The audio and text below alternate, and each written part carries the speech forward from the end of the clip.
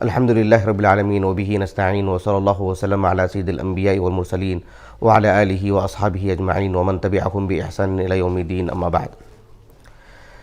یہ ایک مختصر سی نشست ہے جس میں میں ایک مسئلے کی وضاحت کر رہا ہوں۔ پچھلے رمضان میں بھی اور خصوصاً اس رمضان میں یہ مجھ سے سوال بکثرت کیا جا رہا تھا کہ بہت سارے لوگ تراویح جو امام کے ساتھ شروع کرتے ہیں، کچھ لوگ آدھا وقت امام کے ساتھ بتاتے ہیں اور ایک بڑی تعداد ایسی ہوتی ہے جو تراویح جیسے ہی ختم ہوتی ہے نکل جاتے ہیں اور پھر رات میں اپنی ثوابدید پر کچھ اور رکعتیں پڑھ کر کے پھر وتر کی نماز پڑھتے ہیں۔ یقیناً ان حضرات کو یہی فکر دامن گیر رہتی ہے کہ کثرت ثواب۔ بنیادی بات یہ ہے کہ کثرت ثواب کو اللہ تعالیٰ نے یعنی محض کثرت عمل سے جوڑ کے نہیں رکھا ہے۔ کثرت ثواب کا تعلق اتباع سنت سے ہے۔ نبی صلی اللہ علیہ وسلم کی شریعت مطہرہ کے عین موافق عمل ہو تو اللہ نے اس پر اجر بہت رکھے ہیں۔ اور خلیجی ممالک جو گلف ممالک ہیں، جہاں کچھ لوگ ہمارے جان پہچان کے ہیں، ان سے بھی یہ بات جو ہے ایک سوالیہ انداز میں آ رہی تھی کہ جو ہے لاک ڈاؤن کی وجہ سے تراویح مختصر پڑھائی جا رہی ہے، تو پھر امام کے ساتھ تراویح پڑھ کر کے پھر حسب ضرورت کچھ نمازیں ہم پڑھیں رات میں مزید، پھر جا کر کے وتر پڑھیں۔ دیکھیے، امام کے ساتھ اگر آپ آغاز سے لے کر اختتام تک رہتے ہیں تو اللہ رب العالمین کے ہاں اجر بہت زیادہ ملے گا۔ کس درجے کا اجر ہوگا اس سلسلے میں ایک حدیث مبارکہ میں آپ کو بتاتا ہوں۔ ایک حدیث مبارکہ ہے سنن اربعہ کی۔ امام ابو داؤد رحمہ اللہ اپنی سنن کی کتاب الصلاح کا جو آخری حصہ ہے، ابواب قیام اللیل، جو ایک تفریح ہے اس میں ایک باب آپ نے قائم کیا ہے، باب ما جاء فی قیام شہر رمضان۔ امام ترمذی رحمہ اللہ نے بھی اپنی سنن کی ابواب الصوم کے اواخر میں بہو یہی عنوان آپ نے قائم کیا ہے باب میں، اور امام نسائی رحمہ اللہ نے کتاب الصحو میں لے کر آئے ہیں، اور امام ابن ماجہ رحمہ اللہ کتاب الصلاۃ و اقامت السنۃ فیہا، اس میں آپ نے وہی عنوان کے ساتھ لائے ہیں جو امام ترمذی اور امام ابو داؤد نے قائم کیے ہیں۔ امام نسائی رحمہ اللہ نے جو باب قائم کیا ہے اسے میں آخر میں ذکر کروں گا انشاءاللہ۔ حدیث کیا ہے؟ ابو ذر الغفاری رضی اللہ عنہ وہ کہتے ہیں کہ ہم نے اللہ کے رسول کے ساتھ روزہ رکھا، سنہ مع النبی صلی اللہ علیہ وسلم رمضان، ایسے آپ کہتے ہیں کہ رمضان کے مہینے میں جو روزوں کا مہینہ ہے، ہم نے اللہ کے رسول کے ساتھ رمضان میں یعنی دن میں روزے رکھے۔ اب رات میں قیام اللیل کی بات آتی ہے، یہ بتانا چاہتے ہیں کہ دن میں اللہ کے رسول کے ساتھ ہم نے روزے رکھے پابندی سے، لیکن جب بات راتوں کی آئی تو راتوں میں جو قیام اللیل جو ہونے کا معاملہ تھا وہ تو نہیں ہو پا رہا تھا اللہ کے رسول کے ساتھ۔ رمضان کی 7 راتیں باقی رہ گئی تھیں تو آپ علیہ السلام نے ہم سب کو جمع کر کے جو ہے آپ نے قیام اللیل فرمایا، اور بس رات کا ایک حصہ ہم نے پڑھا، پھر دوسری رات کو نہیں پڑھائے، ایک رات چھوڑ کر کے ایک رات، صرف 3 راتیں ہم کو پڑھائیں آپ نے، اور وہ بھی مسلسل نہیں، ایک رات چھوڑ کر ایک رات۔ تو پھر دوسری مرتبہ جب آپ نے ہم کو جمع کر کے قیام اللیل کیا آپ نے، تو آدھی رات ہم نے نماز پڑھی۔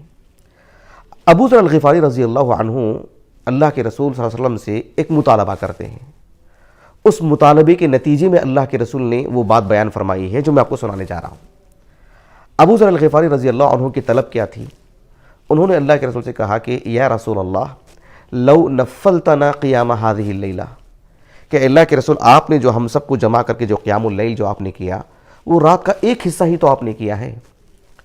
ایک اور مرتبہ آپ نے پڑھایا تو آپ نے صرف آدھی رات ہی تو پڑھائی ہے۔ لو نفلتنا قیام هذه اللیلہ، پوری رات کیوں نہیں پڑھا دیتے آپ تاکہ ہم کو اجر و ثواب بھی زیادہ ملے؟ 1/3 رات ہوئی ہے نا، زیادہ سے زیادہ آدھی رات آپ نے پڑھائی ہے، یعنی عشاء کے بعد سے لے کر کے رات کے آخری حصے تک آپ مسلسل ہم کو پڑھائیے تاکہ ہم کو ثواب زیادہ ہو۔ تو آپ علیہ السلام نے چونکہ کثرت ثواب کی بات تھی تو وہ اللہ کے رسول گویا کہ توجیہ کر رہے ہیں، سمجھا رہے ہیں ابو ذر الغفاری کو کہ آپ امام کے ساتھ پڑھتے ہیں یہ اصل ہے، کتنا وقت پڑھتے ہیں وہ نہیں۔ آپ رات کا ایک حصہ پڑھتے ہیں، آدھی رات پڑھتے ہیں، پوری رات پڑھتے ہیں، صرف آدھا گھنٹہ پڑھتے ہیں، بات اس پر نہیں، حسب ضرورت، لیکن آپ امام کے ساتھ آغاز کرتے ہیں، امام کے ساتھ اختتام کرتے ہیں تو آپ کو پوری رات قیام اللیل کا ثواب مل جائے گا۔ ان کا جو سوال تھا، ان کو جو بے چینی تھی ثواب کو لے کر کے کہ مزید بھی پڑھیں، تو کہا کہ امام کے ساتھ پڑھیں نا تو بات ہو گئی، آپ کو اجر تو پورا ملے گا۔ اللہ کے رسول نے کہا صلی اللہ علیہ وسلم ان الرجل اذا صلی مع الامام حتی ینصرف، ایک آدمی امام کے ساتھ نماز پڑھتا ہے یہاں تک کہ امام جب سلام پھیرتے ہیں مکمل تراویح اور وتر کے بعد جب امام فارغ ہوتے ہیں، اس وقت آپ امام کے ساتھ فارغ ہو جاتے ہیں، تو آپ صلی اللہ علیہ وسلم نے فرمایا، سنن ابی داؤد کے جو الفاظ ہیں، حسب لہ قیام لیلۃ، پوری رات جو ہے وہ قیام اللیل کا اجر حاصل کریں گے اللہ کے ہاں، پوری رات ان کی قیام اللیل میں لکھی جائے گی۔ سنن ترمذی کے الفاظ ہیں کتب لہ قیام لیلۃ، اور سنن نسائی کے الفاظ ہیں کتب اللہ لہ قیام لیلۃ، سنن ابن ماجہ کے الفاظ ہیں کہ فإنہ، یعنی ان کا وہ قیام کرنا، فإنہ یعدل قیام لیلۃ، پوری رات قیام کرنے کے برابر انہیں اجر لکھا جائے گا۔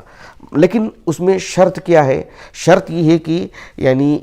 امام کے ساتھ آغاز ہونا چاہیے اور اختتام بھی امام کے ساتھ۔ امام جب وتر سے فارغ ہوتے ہیں تبھی فارغ ہونا چاہیے امام کے ساتھ، بھلے ہی وہ آدھا گھنٹہ پڑھاتے ہوں۔ تو یہ جو اتنا مبارک عمل ہے کہ پوری رات قیام اللیل میں لکھا جائے گا، شمار ہوگا ان میں،